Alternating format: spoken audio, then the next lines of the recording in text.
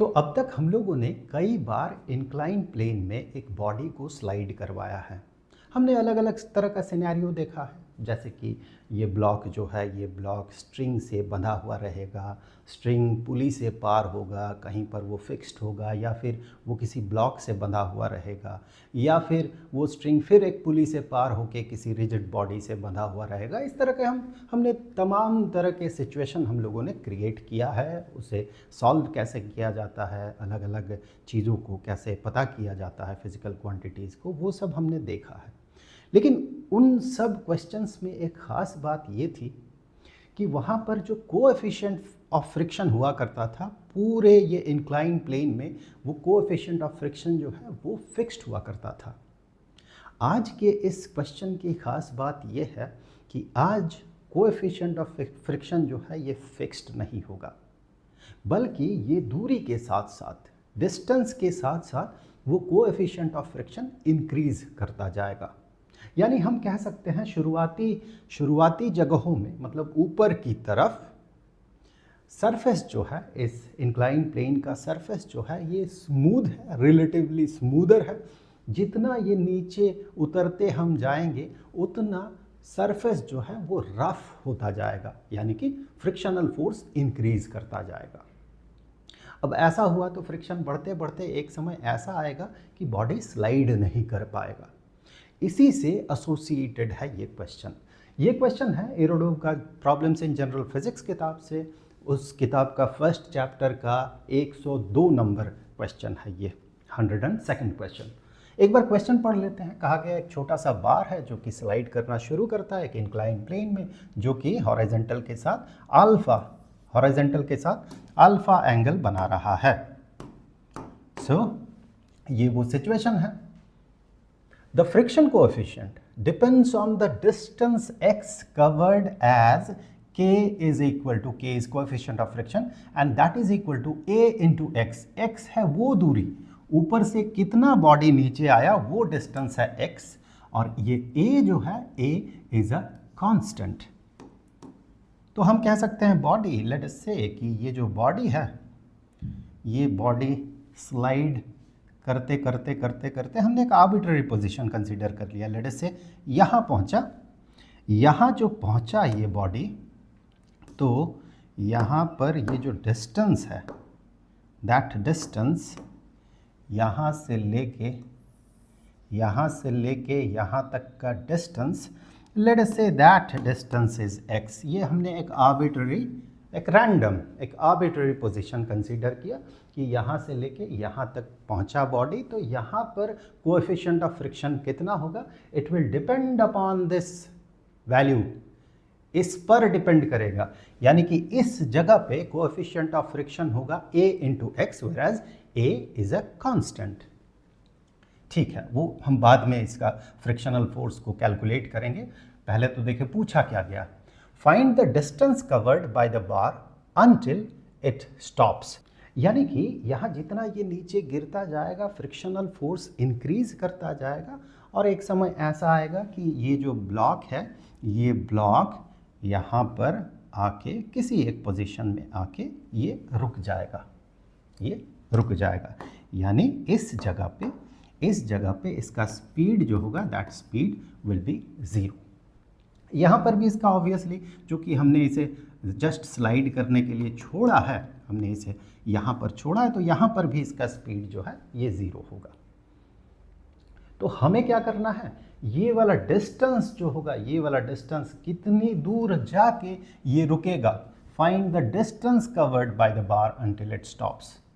और साथ ही साथ एक और क्वेश्चन हमें सॉल्व करना है, जो कि its maximum velocity over this distance, यानी कि यहाँ से यहाँ पहुँचते हुए इसका जो मैक्सिमम वेलोसिटी होगा v मैक्स, वो हमें पता करना होगा। इनिशियली ये स्लोली गिरेगा, गिरते इसका स्पीड बढ़ेगा, और साथ ही साथ फ्रिक्शन भी बढ़ने के कारण फिर ये धीरे धीरे इसका स्पीड घटते यहाँ पर पहुँच के वो 0 हो जाएगा। तो यही दो चीज़ें हमें कैलकुलेट करना है कि ये वाला डिस्टेंस कितना होगा। चलिए मैं एक बार इसे लिख लेता हूँ। ये वाला जो डिस्टेंस होगा, ये डिस्टेंस यहाँ से लेके यहाँ तक का डिस्टेंस, ये हमें पता करना है, ये वाला डिस्टेंस। सो लेट अस से कि ये जो डिस्टेंस है दैट डिस्टेंस इज s, इसे एक नाम दे देते हैं, दैट डिस्टेंस इज s। आप इसे x मैक्स भी कह सकते हैं, so maximum value of x ये भी कह सकते हैं। हमने चलिए इसे नाम दिया s। तो अब क्या करते हैं, इस क्वेश्चन को इस पेज में मूव कर देते हैं। तो जो दो चीज़ें हमें पता करना है उन दोनों को यहाँ पर लिख लेते हैं। हमें क्या पता करना है, हमें पता करना है मैक्सिमम डिस्टेंस कवर्ड, यानी कि जो डिस्टेंस कवर्ड होगा इसका मैक्सिमम वैल्यू ये कितना होगा, और साथ ही साथ हमें पता करना है वेलोसिटी जो है इसका मैक्सिमम वैल्यू कितना होगा। ओके, अब हमें क्या करना है, देखिए हमें यहाँ पर एक आर्बिट्ररी सिचुएशन जो है, यहाँ पर हम सबसे पहले तो फ्री बॉडी डायग्राम ड्रॉ कर लेंगे। हम ये देखेंगे कि इस पे लगा हुआ फोर्सेस जो है, कौन सा फोर्स इसे नीचे की तरफ खींच रहा है, कौन सा फोर्स इसे रोक रहा है नीचे गिरने से, तो ये सारी चीज़ें हमें कैलकुलेट करना है। ठीक है, हमने जहाँ पर आर्बिट्ररी पोजीशन में इसे कंसीडर किया है वहाँ पर कौन कौन सा फोर्स इस पे लगेगा। सबसे पहले तो हमें पता है कि इसका जो अपना वेट है, ये अपना वेट इस पे लगेगा, जो कि ऑब्वियसली होगा mass into acceleration due to gravity. इस जगह पे हमेशा लगेगा mg फोर्स, हमेशा इस बॉडी पे नीचे की तरफ लग रहा है। अब चूंकि इस डायरेक्शन में बॉडी का मोशन नहीं है, इस डायरेक्शन में बॉडी का मोशन है, इसीलिए हमें अभी क्या करना होगा कि इस वाले डायरेक्शन में इसका जो कंपोनेंट होगा उस कंपोनेंट को हमें पता करना होगा, वो कंपोनेंट कितना होगा। तो इसे हम दो कंपोनेंट्स में परपेंडिकुलर डायरेक्शन में हम इसे स्प्लिट कर लेंगे। अगर हम इस तरफ इसे स्प्लिट कर रहे हैं तो उसके परपेंडिकुलर डायरेक्शन में भी उसका एक कंपोनेंट बनेगा। सो ये रहा वो दो कंपोनेंट्स, ये कंपोनेंट एक और ये दूसरा कंपोनेंट इस mg फोर्स का। हमें पता है जियोमेट्री से आप इसे आसानी से कैलकुलेट कर सकते हैं। हम लोग बहुत बार इसे कैलकुलेट हम लोगों ने किया है, आपने काफ़ी बार किया होगा। लेट अस से कि ये एंगल अगर अल्फ़ा होगा तो ये एंगल भी अल्फ़ा होगा, हेंस ये वाला कंपोनेंट इसका बन जाएगा mg into cosine of alpha, और ये वाला कंपोनेंट जो है ये बन जाएगा mg into sine of alpha. अब गौर से देखिए, ये बॉडी सिर्फ इस डायरेक्शन में मूव कर रहा है, इसका अगर एक्सेलरेशन कभी कुछ बन भी रहा है तो इस डायरेक्शन में बन रहा है। इस वाले डायरेक्शन में इस बॉडी का किसी भी तरह का मोशन नहीं है, इस एक्सिस के अलोंग किसी भी तरह का मोशन नहीं है, ज़ीरो मोशन है।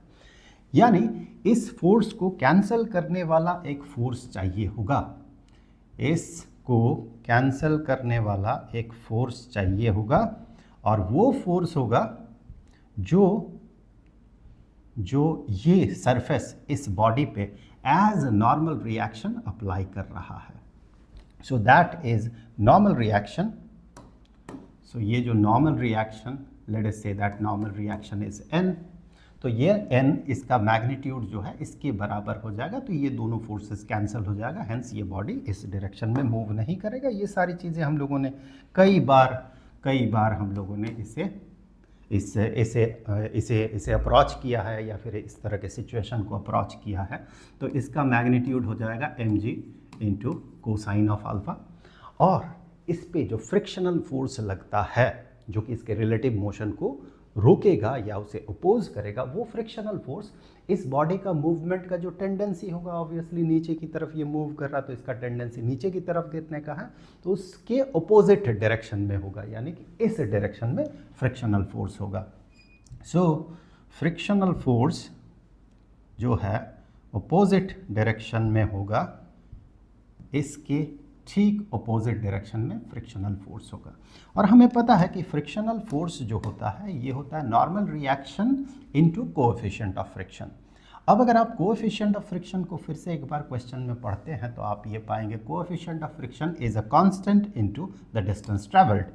तो फिर हम कह सकते हैं coefficient of friction into normal reaction is friction, and coefficient of friction is a into x, और normal reaction is mg cosine of alpha, so mg cosine of alpha, तो ये हो जाएगा फ्रिक्शनल फोर्स। तो इस पे लग रहा है द मैक्सिमम फ्रिक्शनल फोर्स, चूंकि बॉडी स्लाइड कर रहा है इसीलिए इस पे मैक्सिमम फ्रिक्शनल फोर्स ही लगेगा।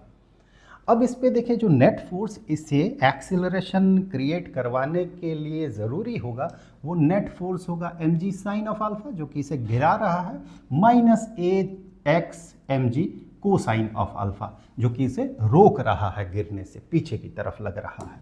तो इस पे जो एक्सेलरेशन क्रिएट होगा, लेट अस से इस जगह पे इस बॉडी का एक्सेलरेशन लेट अस से w है, acceleration is w at that point, तो हम कह सकते हैं कि acceleration is equal to force divided by mass of the body. So force ये माइनस ये divided by mass of the body, यानी कि यहाँ से भी m कैंसिल हो जाएगा, वहाँ से भी m कैंसिल हो जाएगा। तो acceleration will become g sine of alpha, m तो कैंसिल हो गया, minus ax g cosine of alpha, ax g cosine of alpha.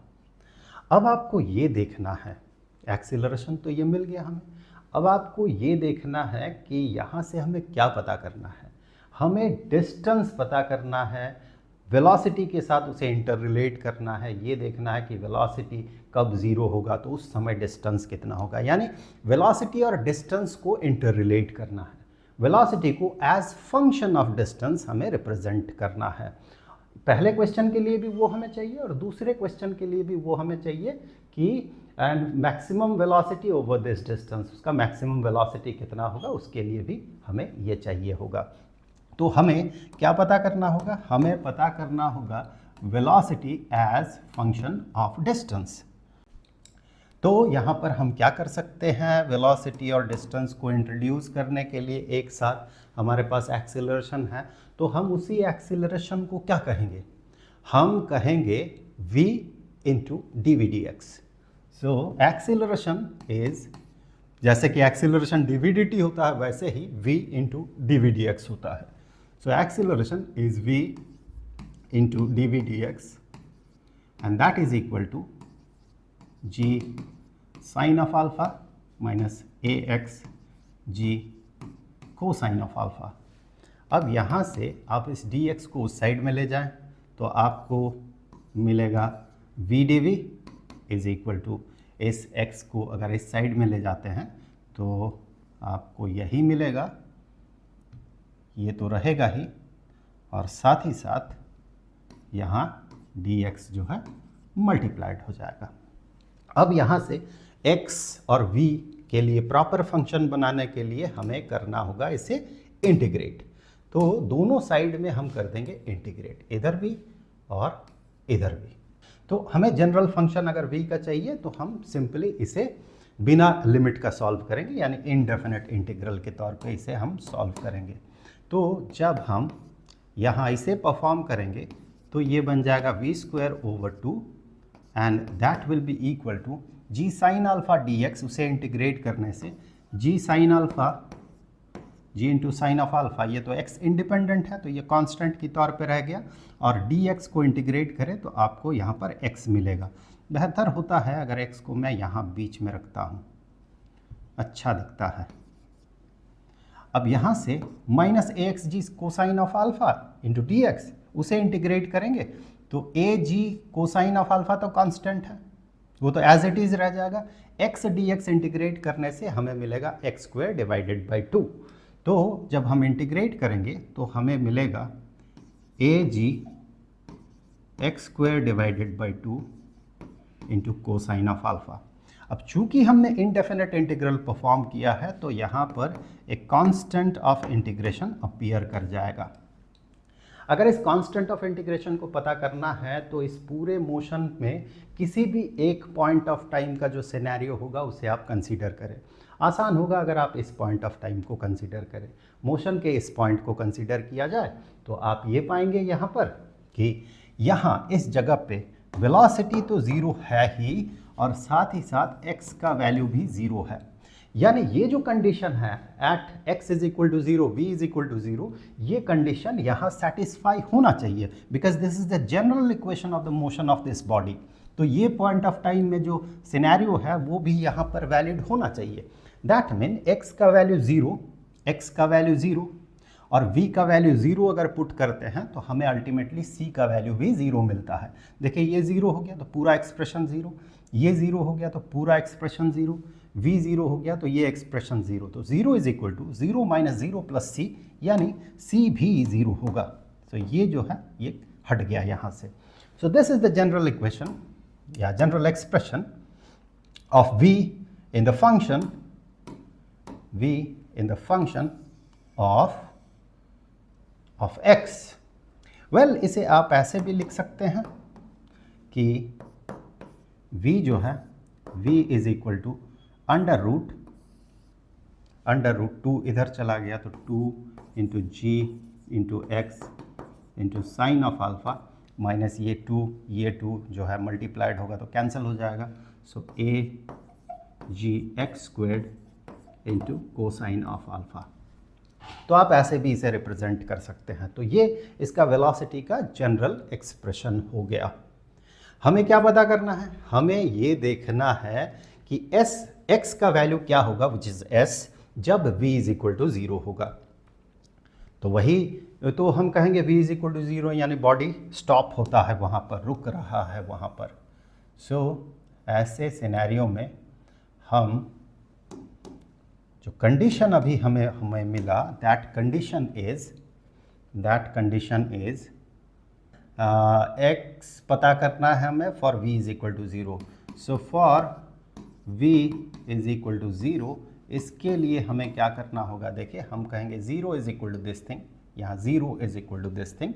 So ultimately we have कि 0 is equal to this thing G X sine of alpha minus A ji x squared over 2 cosine of alpha.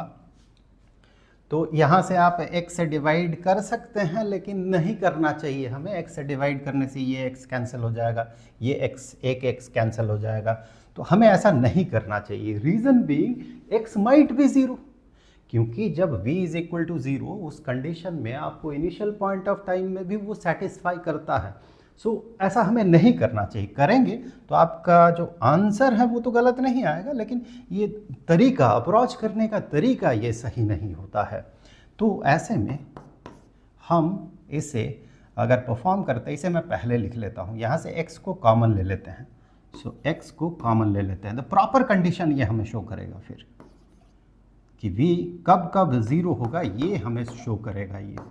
So g को भी आप common out कर सकते थे, g को भी यहाँ से कॉमन आउट हम लोग कर सकते हैं। अगर g को भी कॉमन आउट कर लेते हैं, दोनों ही एक्सप्रेशन में यहाँ दोनों जगह g है, तो ax divided by 2 into cosine of alpha and that is equal to 0। तो ये जो सिनेरियो हमें दिख रहा है, इस सिनेरियो में दो एक्सप्रेशन है, एक तो ये वाला एक्सप्रेशन और दूसरा ये वाला एक्सप्रेशन, दोनों एक दूसरे के साथ मल्टीप्लाइड है, यानी या तो ये 0 होगा या फिर ये 0 होगा। So either xg is equal to 0, that means x is equal to 0, और ये एक्सप्रेशन 0 के बराबर होगा, यानी sine of alpha minus A X divided by 2 into cosine of alpha, that should be equal to 0। अब देखिए ये जो कंडीशन है, पहला जो कंडीशन है, ये इनिशियल पॉइंट ऑफ टाइम को इंडिकेट कर रहा है, जब ब्लॉक को जस्ट छोड़ा गया और वो स्लाइड करना शुरू करता है, तब भी तो उसका v 0 होगा। At x is equal to 0, v is equal to 0, और ये जो है ये प्रॉपर फाइनल कंडीशन को शो कर रहा है।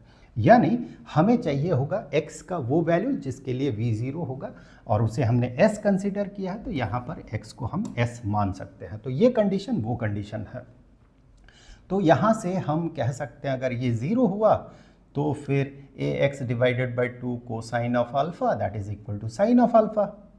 तो x जो कि s के बराबर होगा, s is equal to 2 into sine of alpha, divided by a into cosine of alpha.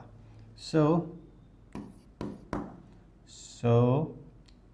s, which is this value of x, s is equal to 2 sine of alpha divided by a cosine of alpha, a cosine of alpha, यानी कि हम कह सकते हैं s क्योंकि maximum distance covered by that block is equal to 2 divided by a into tangent of alpha.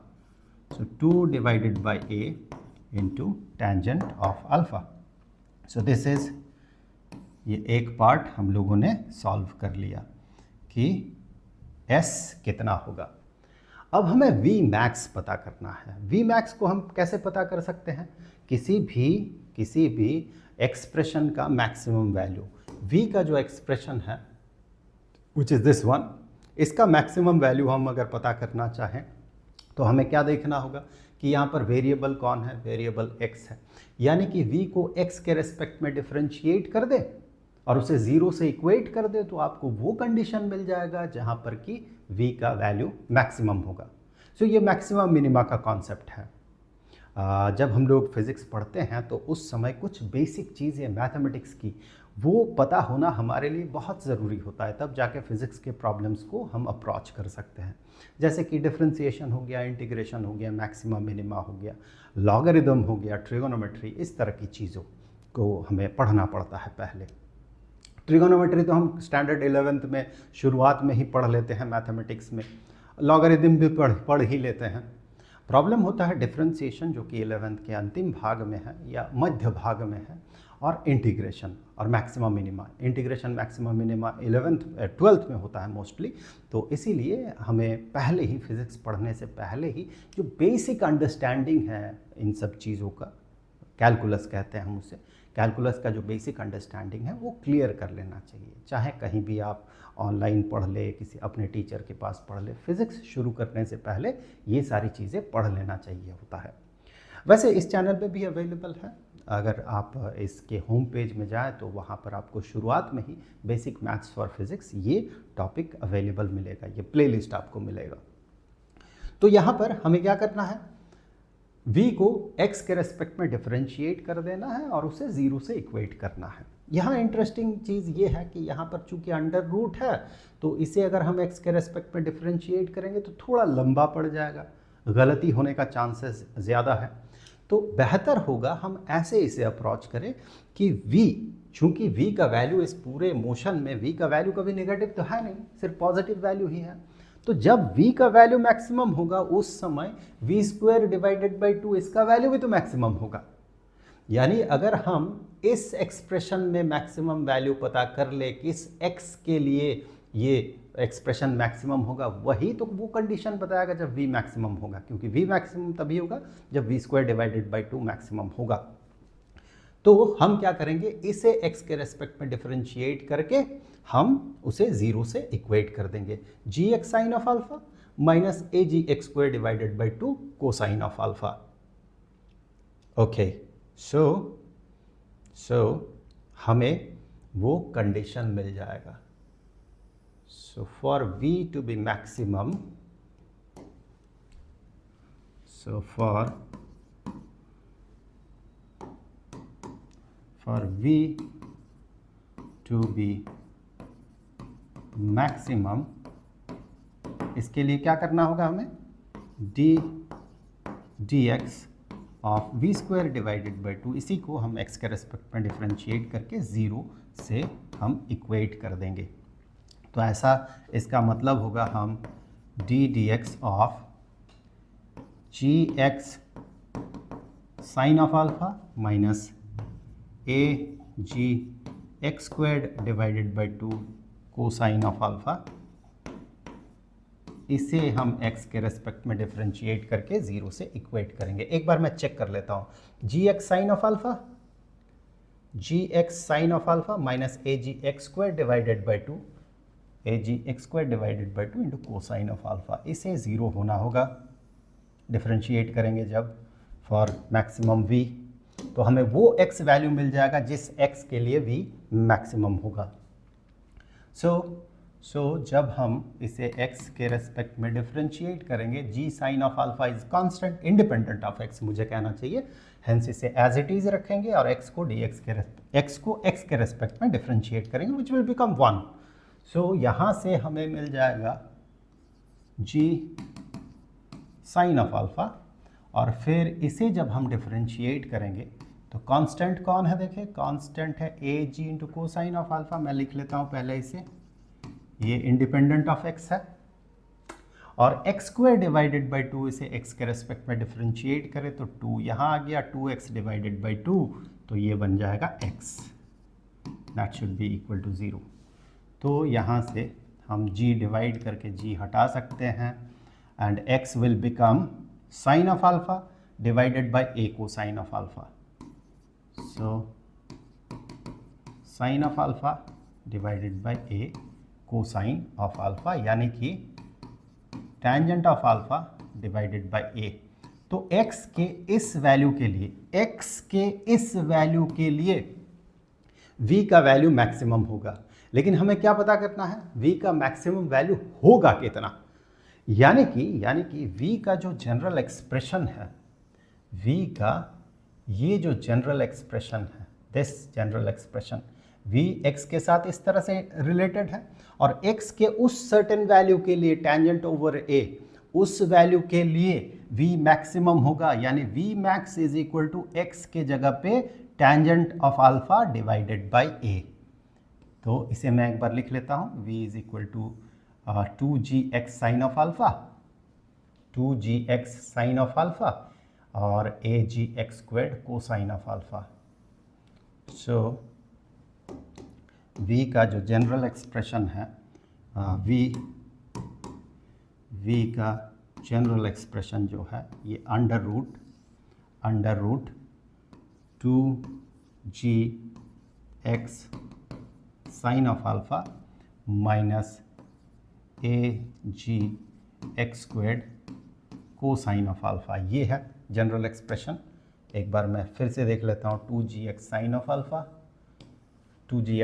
Alpha minus agx squared cosine of alpha.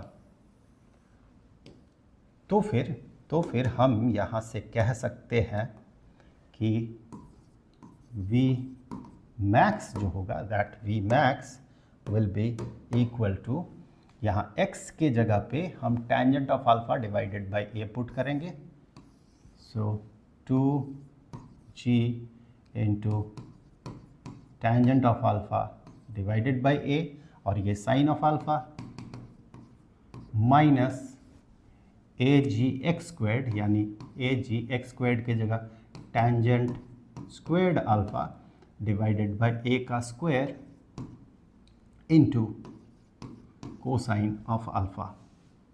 तो यहाँ से ये एक कैंसिल हो जाएगा और हमारे पास बचा हुआ रहेगा under root 2g divided by a, और यहाँ से tangent of alpha into sine of alpha, चलिए ऐसे ही लिख देते हैं, tangent of alpha into sine of alpha, और यहाँ से हमें मिलेगा g divided by a tangent squared alpha cosine alpha. अगर मैं इसे टेंजेंट इंटू एक टेंजेंट को स्प्लिट करता हूँ, साइन डिवाइडेड बाई कोसाइन हो जाएगा, तो एक टेंजेंट में एज इट इज़ रख देता हूँ, और एक टेंजेंट जो बचा हुआ है उस टेंजेंट को साइन डिवाइडेड बाई कोसाइन लिख लेता हूँ। डिनोमिनेटर का कोसाइन इस कोसाइन को कैंसिल करेगा और साइन ऑफ अल्फा बचा हुआ रहेगा। मैं ऐसा इसलिए कर रहा हूँ क्योंकि देखिए इसके साथ ये मैच करेगा। तो यहाँ पर जो एक्सप्रेशन है, इसमें देखिए इसका दुगना है ये, यानी दुगने से इसे सब्ट्रैक्ट कर देंगे तो इसका आधा बचेगा। तो यहाँ से हम कह सकते हैं कि positive value of this thing ये बचा हुआ रहेगा, g divided by a into tangent of alpha into sine of alpha. तो ये हो गया v का जो मैक्सिमम वैल्यू है वो मैक्सिमम वैल्यू। सो v का maximum value is this thing. Playlist का लिंक आपको यहाँ पर स्क्रीन पे मिल जाएगा।